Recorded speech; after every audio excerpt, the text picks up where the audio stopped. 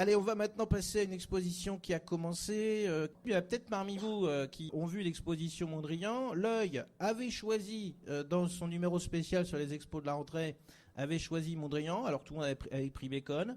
Ben là, je vais commencer à vous dire ce que j'en pense. Et ensuite, je vais faire rebondir les invités. Puis peut-être un peu dans le public aussi, parce qu'il y en a peut-être qui ont vu avec cette exposition Mondrian. Alors, dans le magazine L'Œil, on vous met Mondrian, la redécouverte de sa peinture figurative. Dans le site, mais qui est aussi un magazine, Art in the City, c'est des concurrents de Time Out, ça, Zoé? Non, on n'a pas de concurrents. Ouais, c'est moins bien, non? Bon, en tout cas, ils disent pas que des choses merveilleuses. Alors, ils ont mis 5 heures à Mondrian figuratif. Bon, je pense qu'ils ont vu l'expo, ils ont fait une bande-annonce et ainsi de suite. Alors, c'est vraiment pas ce que j'appelle la critique, c'est de la promotion en fait. Ils reprennent toute une sorte de discours stéréotypé, donc c'est une première. Ça commence comme ça, hein. C'est une première, près de 70 toiles de l'artiste. J'ai coupé un peu plus loin autre paragraphe, ce sont 67 Mondrian qui sont révélés pour la première fois sous nos yeux. Alors, c'est complètement faux. C'est complètement faux. Il y en a au moins la moitié qu'on a déjà vu, voire plus, je vais vous le prouver juste après, dont certains qu'il ne faut absolument pas manquer, puisqu'ils ne voyageront qu'une seule fois en raison de leur fragilité. Bon, c'est possible. C'est le cas de l'iconique Moulin dans la clarté du soleil, 1908. Alors, c'est tellement n'importe quoi que, en fait, ce tableau, en effet, il est venu, c'est celui qui est là, mais il était déjà venu. Et c'est pas dit qu'il se redéplace pas. Le problème, en fait, de toute la com qu'il y a sur les expos et que reprend souvent la mauvaise critique, c'est soit l'exclusivité, donc faut venir voir l'expo parce que c'est du jamais vu, c'est du jamais fait, sauf que Mondrian figuratif, ça a déjà été fait. Alors évidemment, ça s'appelait pas Mondrian figuratif, c'était peut-être mieux d'ailleurs, ça s'appelait Mondrian les chemins de l'abstraction, et c'était un focus sur le premier Mondrian, celui d'avant 1914, qui va tâtonner un petit peu en essayant d'explorer toute une série de différentes avant-gardes jusqu'au basculement dans l'abstraction, comme d'autres l'ont fait aussi en même temps que lui. Et donc, ce qui est aussi intéressant, c'est que cette exposition, donc, qui avait été organisée c'était en 2002, le catalogue avait été fait par Hans Janssen. Et bien, chose bizarre, le catalogue de l'exposition de Marmottan est fait par le même monsieur. C'est-à-dire le directeur du musée d'art moderne de La Haye, la capitale hollandaise, qui est un des musées les plus riches sur ce premier Mondrian, grâce à un collectionneur et à d'autres collectionneurs. Donc malheureusement, je trouve ça atterrant qu'on diffuse cette info en disant voilà, c'est des Mondrian qu'on n'a jamais vus, qu'on verra peut-être jamais. Non seulement on les a déjà vus, et puis c'est pas dit qu'ils puissent pas revoyager. La question des prêts d'œuvres d'art, évidemment, et la Tribune de l'art est très attentif à ça parce que Didier Rickner c'est un peu son dada si je puis dire. Ça se négocie en fait des prêts d'œuvres d'art. Moi je me rappelle très bien, j'en avais parlé avec une des conservatrices d'Orsay à cette époque-là. Ils avaient négocié le prêt de ces Mondrian contre l'envoi de 3 tableaux majeurs de Renoir en Hollande. Voilà, on négocie. Alors je ne sais pas comment le musée Marmottan, qui est une institution privée, a négocié. Peut-être qu'ils ont un peu payé. Tout ça est... Bon, ce qui est sûr, c'est que l'exposition en elle-même, parce que on ne va pas faire toute l'émission là-dessus, c'est que l'exposition, moi, m'a paru scientifiquement assez moyenne, et je pèse mes mots. Ça commence donc par une salle d'introduction, avec le musée Marmottan, où c'est marrant parce que le musée Marmottan, c'est le seul musée de Paris où vous avez des randonneurs. Ils viennent, les gens font leur rando, puis ils disent tiens, je vais faire un tour Marmottan. On sait jamais, on va se détendre. Alors, dans le texte d'introduction, on nous dit la même chose. On nous dit voilà, la peinture figurative, mais surtout en fait, ce titre Mondrian figuratif, il pose énormément de problèmes. D'abord parce que l'exposition, elle n'est pas vraiment sur ça, elle est sur les relations entre Mondrian et son grand mécène, Salomon Schlichper. C'est un homme déterminant qui a assuré les débuts financiers de Mondrian. Et vous en avez ici le portrait dans la vitrine. Alors, ce qui évidemment pose un peu question, c'est que quand vous arrivez à Marmottan, alors ils ont un principe, c'est qu'ils mettent toujours une œuvre de l'exposition dans l'alcôve, à côté de la porte d'entrée. Œuvre que jamais personne ne voit, parce qu'évidemment tout le monde croit que c'est une œuvre des collections permanentes. Surtout que là, c'est judicieusement choisi, parce qu'il y a un petit côté monnaie, en effet, dans le tableau que vous voyez là. Bon, peu importe, mais ce qui est sûr, c'est une fois que vous rentrez dans l'expo, vous tombez sur quoi? Ça s'appelle Mondrian figuratif. La première œuvre que vous prenez dans les yeux, c'est un tableau abstrait. Alors là, déjà, je me suis dit, il y a un truc qui cloche. Si c'est Mondrian figuratif, il nous montre un tableau abstrait. Alors on lit le cartel, on nous dit que c'est parce que en fait, le mécène, il a eu du mal à se convertir à l'abstraction de Mondrian. Il a acheté des toiles figuratives et tout ça. Bon, je me suis dit, oui, ils sont... moi, personnellement, ce tableau-là, je l'aurais mis à la fin. Vous voyez, j'aurais mis un tableau abstrait à la fin pour bien faire comprendre aux gens que Mondrian figuratif, à la fin, est devenu abstrait. Mais non, parce qu'en fait, à la fin, vous avez quoi? Vous avez encore un tableau abstrait, à droite. Et je ne vous mens pas, dans l'exposition, il y a 67 tableaux, il y a 7 peintures abstraites, totalement abstraites. Alors vous allez dire, ah bah il pinaille, ben oui, mais si vous faites une exposition Mondrian figuratif, il n'y a pas de raison que plus d'un dixième des tableaux soient des toiles abstraites. Donc je ne sais pas pourquoi ils ont pris ce titre, mais le titre est pas bon. En fait, il aurait peut-être fallu appeler ça, je ne sais pas, Mondrian et son mécène, ou Mondrian et, j'ai du mal avec ce nom, mais Schlichper, vous voyez, mais évidemment, c'est pas attractif. Et tout le problème aujourd'hui, c'est quand on fait une exposition, on veut un titre qui résonne, et ainsi de suite. Je trouve que l'affiche est super bien choisie. On peut aimer ou pas ce portrait de jeune fille éblouissante de couleur, mais le problème c'est que voilà, c'est que scientifiquement c'est vraiment pas au niveau. D'ailleurs la salle numéro 8, alors c'est des petites salles comme ça s'appelle abstraction et figuration, une coexistence pacifique. Là, c'est pareil, je pense qu'en effet, dans ce cas, il fallait prendre ce parti pris d'étudier que la peinture figurative de Mondrian, de pousser l'analyse. Mais alors, du coup, scientifiquement, c'est nul, quoi. La salle numéro 3 s'appelle Vers la modernité, le choix de la couleur. Regardez les toiles qui sont de chaque côté. C'est les toiles où il y a le moins de couleurs dans toute l'expo. C'est des paysages, une fadeur, voilà. Alors c'est joli, quoi. Vous voyez, Mondrian est très influencé ici par l'école de La Haye, qui est une école de paysagistes un peu impressionniste, mais c'est vrai que c'est un impressionnisme un peu pauvre en couleurs. Eh bien, le titre là, c'est de vous expliquer comment Mondrian en fait bascule dans la couleur. Donc en fait, le texte correspond pas à ce qui est affiché. A priori, ils évoquent plutôt la salle qui est après, où en effet, là, on a un peintre qui libère ses pinceaux. Dernier point, dans la collection en question, il y a du musée de La Haye, il y a plein de Mondrian qui étaient venus à Orsay et qui ne sont pas venus à Marmottan. Donc, alors l'exposition d'Orsay, ils nous disent que c'est des toiles qu'on n'a pas vues depuis plus de 20 ans. Bon, ces toiles sont venues il y a 17 ans, pour être très exact. Et il y en avait beaucoup plus à Orsay. Il y avait le double d'œuvres, avec des œuvres qu'on regrette de ne pas revoir. Moi, j'avais eu la chance de la voir. J'avais vraiment été ébloui par l'exposition d'Orsay. Donc il y a peut-être ça aussi, hein, je pense que... Et attention, si vous aimez Mondrian, que si vous ne connaissez pas sa peinture figurative, vous allez en prendre plein les yeux, parce qu'il y a des toiles vraiment merveilleuses.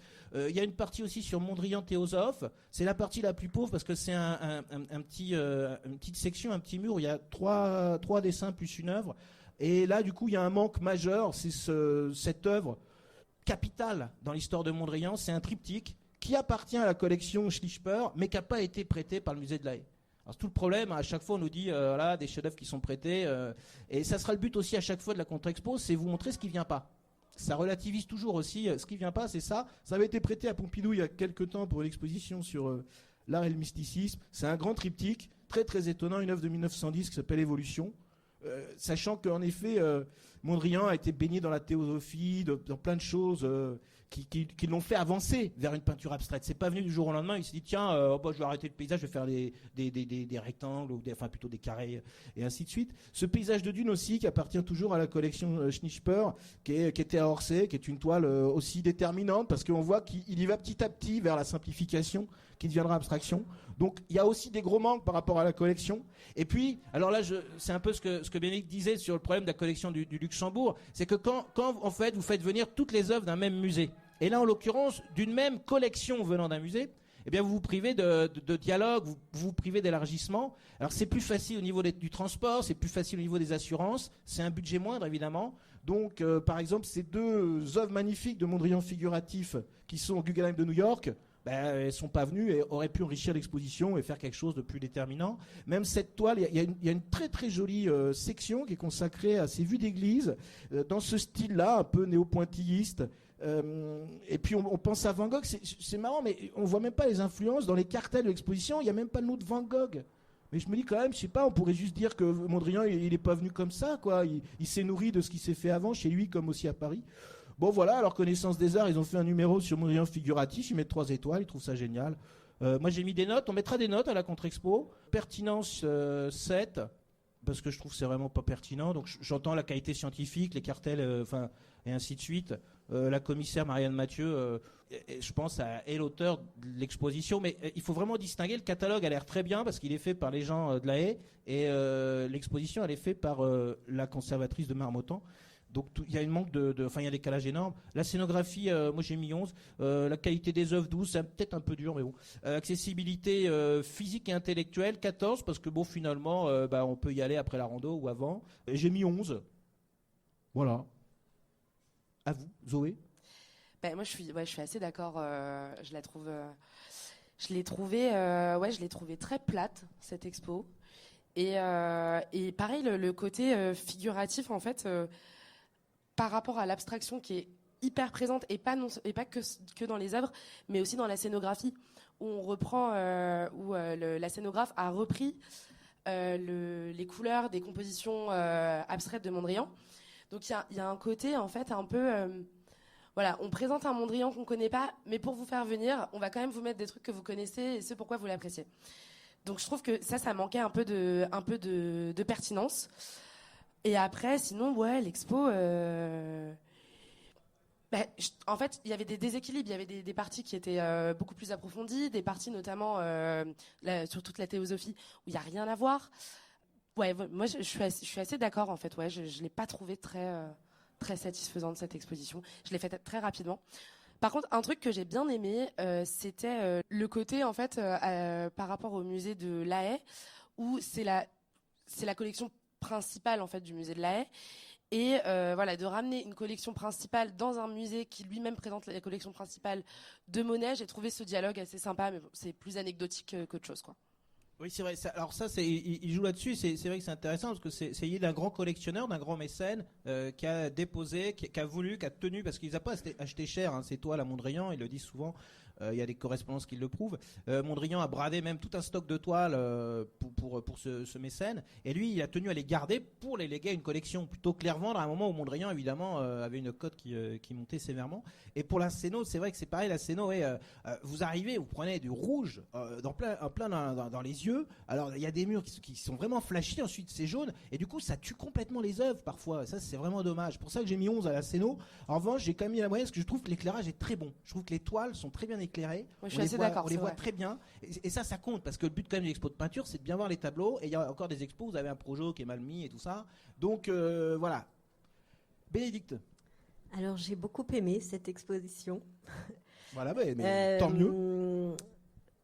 D'abord, pour revenir sur ce que vous avez dit sur les premières toiles de la première salle où on tombe sur une œuvre figurative, en fait, je trouve que contrairement à ce que le titre de l'expo indique, il s'agit d'une exposition sur un collectionneur et sur l'histoire d'une collection. Et j'ai trouvé que c'était passionnant parce que, justement, contrairement au musée du Luxembourg qui présente les peintures anglaises de la Tate Britain, donc une collection publique qui aurait pu être complétée. Là, il s'agit vraiment c'est beaucoup plus cohérent parce que c'est une personne qui a réuni les œuvres d'un seul peintre et qui lui a été fidèle jusqu'au bout, au point, comme vous l'avez dit, de ne jamais vendre ses œuvres, d'avoir toujours en tête de les léguer à un musée, d'avoir aussi accepté de faire cette collection en collaboration avec l'artiste qui lui a indiqué les œuvres qu'il devait acheter, c'est-à-dire qu'il a commencé à collectionner, je ne sais plus, en 1919 ou je ne sais plus, et Mondrian est allé lui dire oui, mais il faut que tu achètes aussi les peintures que j'ai peintes il y a 10 ans, voilà. Et donc il a accepté ça. Il a également accepté à un moment où Mondrian n'avait pas d'argent, il s'est engagé à dire je t'achète tout ce qu'il y a dans ton atelier, sans savoir ce qu'il y avait. Donc c'est quand même une histoire qui est assez intéressante et un point de vue sur une collection, sur la constitution d'une collection qui est intéressante. Et pour en revenir à la première salle, justement, le tableau abstrait qui est présenté, je crois qu'il est présenté comme le premier tableau que le mécène a acheté. Parce que pour plaire à Mondrian, il a commencé par lui acheter ce qu'il était en train de faire sur le moment. À lui, ça lui plaisait pas plus que ça. Et après, il lui a dit, mais moi, je veux tes paysages beaucoup plus dans une veine traditionnelle.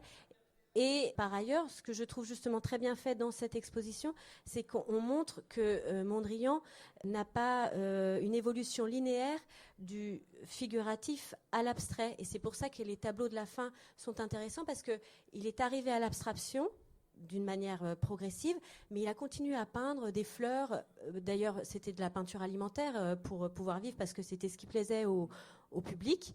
Et donc, il a fait ces tableaux abstraits tout en continuant à faire du figuratif. Et donc, cette confrontation pour montrer qu'il n'a pas tout abandonné d'un coup. Il a continué. Lui, son but, c'était la beauté pure, la beauté absolue, et donc d'où l'abstraction. Mais il continuait par ailleurs à peindre des toiles de qualité, mais figuratives. Ça m'a plu. Et par ailleurs, je trouve que la scénographie est très bien faite, parce que justement, il y a des effets de perspective qui fait qu'on voit une œuvre extrêmement lumineuse, et en perspective, on voit ce qu'il a fait avant avec des couleurs beaucoup plus sombres. Et donc, on peut évaluer l'évolution du peintre. J'ai trouvé que c'était assez bien mis en scène. Très Voilà. bien.